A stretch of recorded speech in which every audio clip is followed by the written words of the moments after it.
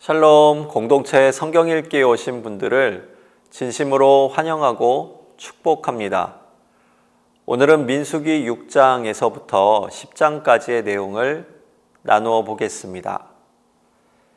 레위기가 성도님들의 삶을 위한 기본 텍스트였다면 민수기는 실제 훈련에 돌입했을 때 사용할 수 있는 훈련 지침서라고 비유를 해볼 수가 있습니다.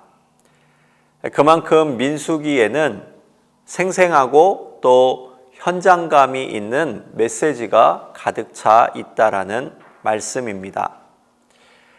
민수기 1장에서부터 10장까지의 내용을 이 큰 그림에서 보게 될 때에 신의 광야에서 율법의 다른 규정들을 다루고 있습니다. 그리고 민수기 11장에서부터 20장은 신의 광야를 출발하여서 광야길에서 펼쳐진 사건을 다루고 있습니다. 지난주에 우리가 묵상한 민수기 1장에서부터 4장은 시내산의 이스라엘이 율법의 원칙을 따라 진영을 조직합니다. 이어지는 5장과 6장은 진영의 운영을 정결하게 할 것을 말씀합니다. 그래서 5장에서는 부정한 사람의 처리에 대한 지침이 나오고 오늘 이어지는 6장은 나실인의 법에 대한 내용과 더불어서 제사장의 축복문을 다루고 있습니다. 나실인이란 남자든 여자든 하나님께 자기 자신을 봉헌하기로 서약한 사람입니다. 히브리어로는 나지르라고 하는데 그 의미는 헌신한, 바쳐진을 뜻합니다. 나실인의 규정의 핵심은 세 가지로 요약을 해볼 수가 있습니다. 첫 번째로 이 나실인은 서약한 사람이 포도주 또는 포도밭에서 생산된 그 어떤 것도 마시거나 먹어서는 안 된다라고 금지를 하고 있습니다. 두 번째로 머리털을 삭도로 밀어서는 안 되고요.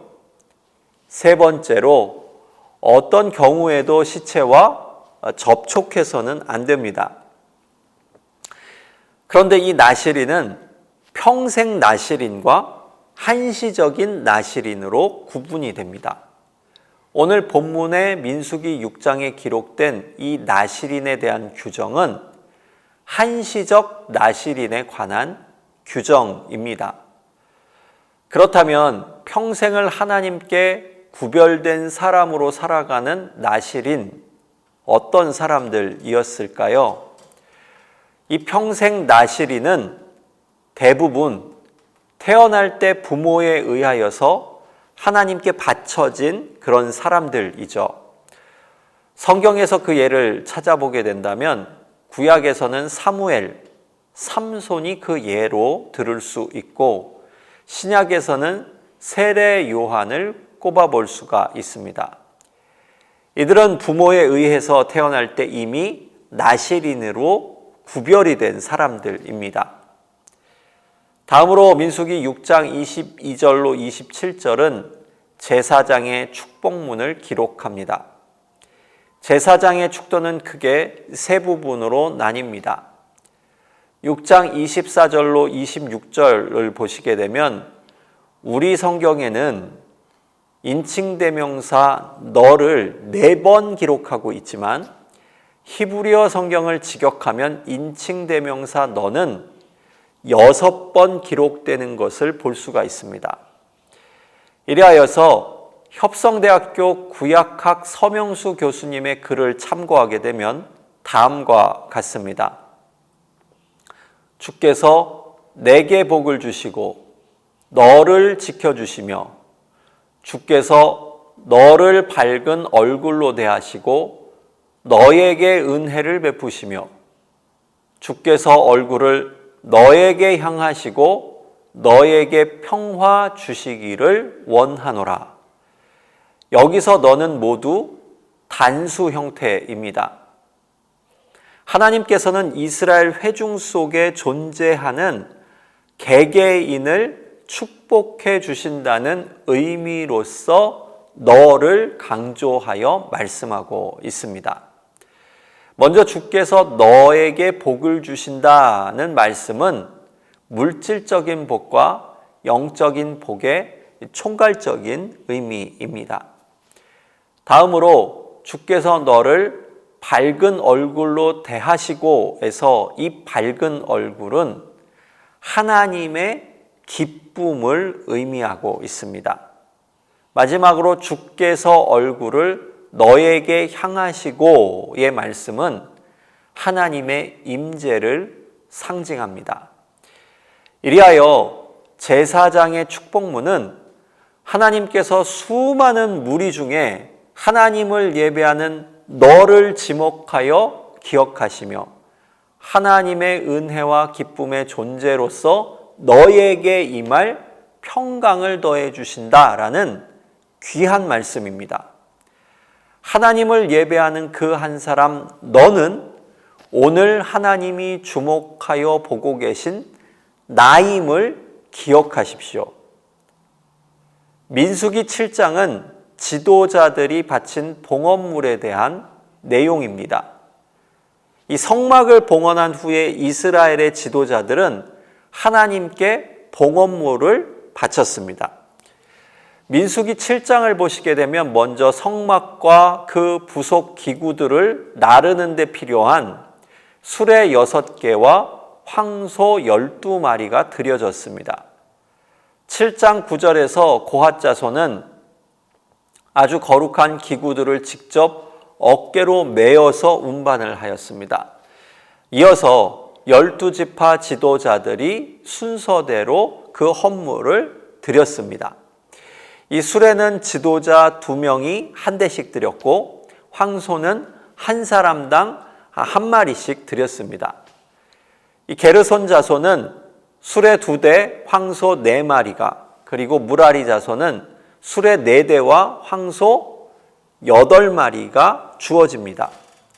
그런데 고핫 자손에게는 주어지지 않습니다. 그 이유는 그들은 성막 안에 거룩한 물건을 수레가 아니라 어깨에 짊어지고 옮겨야지 됐기 때문입니다.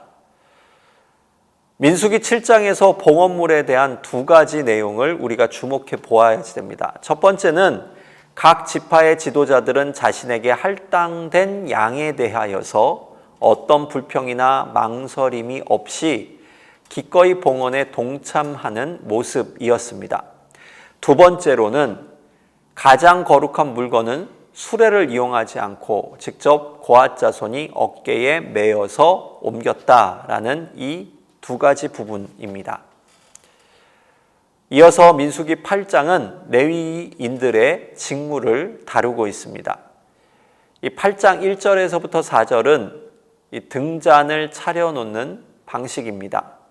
이 성막 안에 어두움을 밝히던 등잔은 아론에게 그 의무가 주어집니다. 출애굽기 25장 31절로 40절의 말씀, 또 출애굽기 37장 17절로 24절에는 등잔의 설계에 대한 부분이 기록되어져 있습니다. 등잔은 7개의 불을 밝히도록 만들어졌는데 이 역사가 요세푸스의 기록에 의하면 7은 해와 달 그리고 5개의 행성을 나타낸다 이렇게 해석을 합니다. 또한 7 등잔은 하나님의 창조적 능력을 나타내는 상징이다 이렇게 표현을 하였습니다. 하나님께서 첫째 날 빛을 창조하셨죠. 그리고 넷째 날 해와 달과 별들, 즉 우주 공간에서 빛을 발하는 1월 성신을 창조하셨습니다.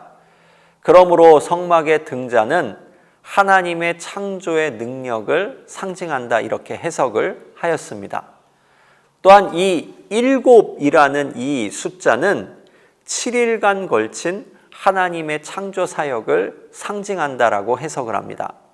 우리말 성경에 보게 되면 창세기 2장 2절에 하나님께서 7째 날에 안식하셨다 이렇게 기록을 하고 있지만 히브리어 성경인 마소라 텍스트를 보게 되면 하나님께서 일곱째 날까지 일하신 것으로 기록되어져 있습니다. 이리하여 일곱 등자는 하나님의 창조 사역의 전 역사를 담고 있다, 이렇게 해석할 수가 있습니다. 다음으로 민수기 8장 5절로 26절은 레위인의 봉헌식에 대한 부분입니다. 레위인은 성막에서 제사장을 돕는 역할을 감당했기 때문에 정결함을 유지해야지 됩니다. 이리하여서 레위인은 7절 말씀과 같이 정결의식에 따라 첫 번째로 속죄의 물을 몸에 뿌리고, 두 번째로 온몸을 삭도로 밀어야지 되고, 세 번째 옷을 빨아 입어야지 됩니다.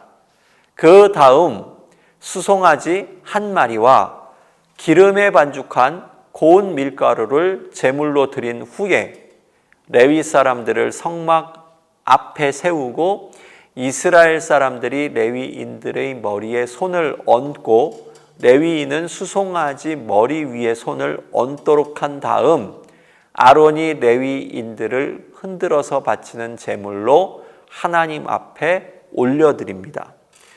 이 방식은 제사장들이 희생 제물을 드리는 방식과 같았습니다. 이처럼 레위인들이 하나님 앞에 드려진다라는 이 부분은 이스라엘 백성들의 죄를 속하기 위해서입니다. 성별된 레위인들은 25세부터 49세까지 이 성막에서 일할 수 있었고 50세부터는 성막에서 일을 하지 않습니다. 24절로 25절 말씀에 보게 되면 성막에서 일하는 동료들을 50세의 레위인들이 도울 수가 있습니다. 이 성막은 하나님의 임재의 장소입니다. 제사를 드릴 때 그 어떤 실수를 범해서는 안 됩니다. 이리하여서 레위인들은 25세 전까지 충분한 사전 교육을 받고 또 인생의 가장 귀한 황금기의 나이에 성막을 섬기게 됩니다. 그리고 50세 이후로는 성막에서 일하는 힘이 붙일 수도 있고 또는 실수를 할 수 있기 때문에 한 걸음 물러나서 자신의 노하우를 후배들에게 전수한 후 은퇴를 하는 역할을 감당했습니다. 민수기 9장은 두 번째 유월절 행사를 기록하고 있습니다. 첫 번째 유월절은 이스라엘 백성이 출애굽을 하면서 지켰습니다. 그 내용은 출애굽기 12장에 기록되어져 있습니다. 그리고 시간이 흐른 뒤에 그들은 광야에서 두 번째 유월절을 지킵니다. 민수기 9장 1절에 그 날짜가 기록되어져 있는데 출애굽 다음 해인 2년째 되는 해 첫째 달 14일 이렇게 기록을 합니다. 장소는 5절 말씀에 보게 되면 시내 광야에서 지켰고 또한 이 두 번째 유월절은 민수기 1장 1절에 첫 번째 인구조사를 실시하기 2주 전에 지키게 되었다 이렇게 기록을 하고 있습니다. 이스라엘 백성은 시내 광야에서 긴 기간을 머물게 됩니다. 출애굽기 19장을 보게 되면 애굽을 떠난 지 3개월이 되던 날 시내 광야에 도착했다라고 기록을 하고 있고요.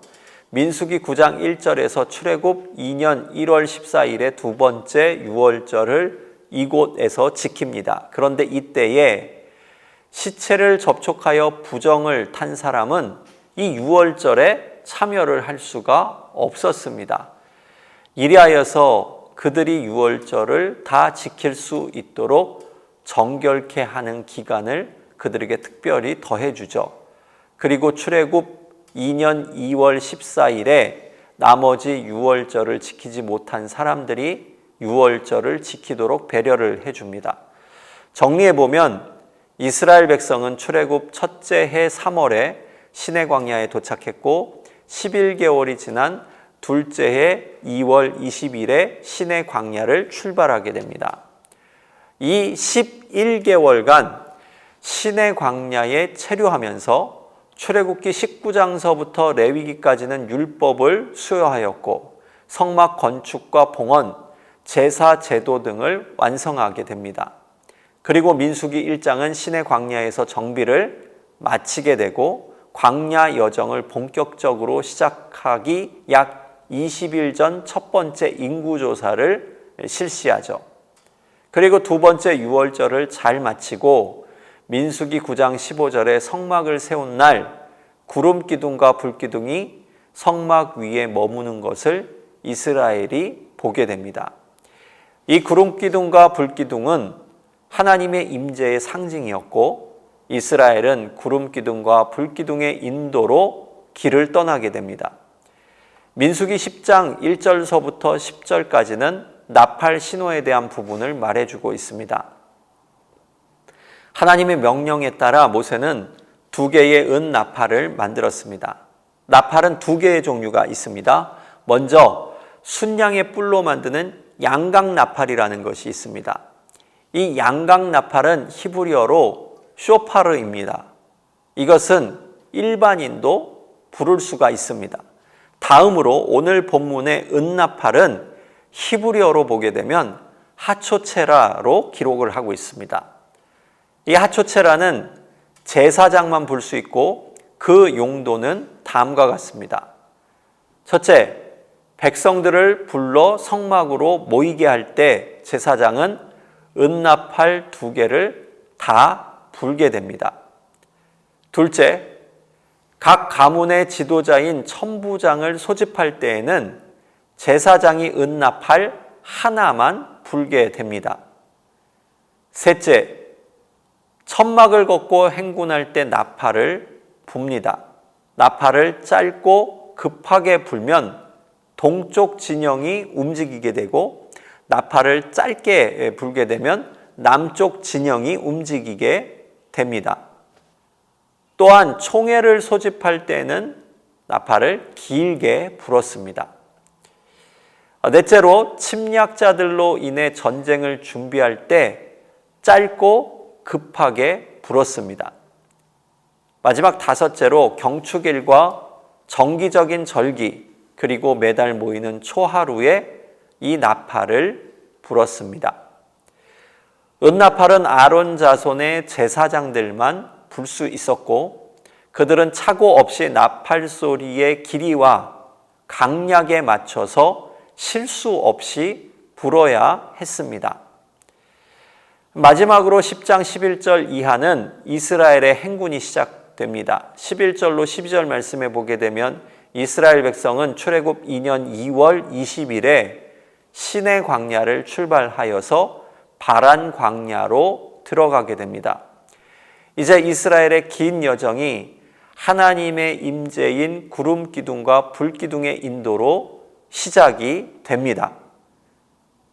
이제 민수기 6장부터 10장의 말씀을 다시 한번 읽어보시면서 말씀의 깊은 은혜를 경험할 수 있기를 바랍니다.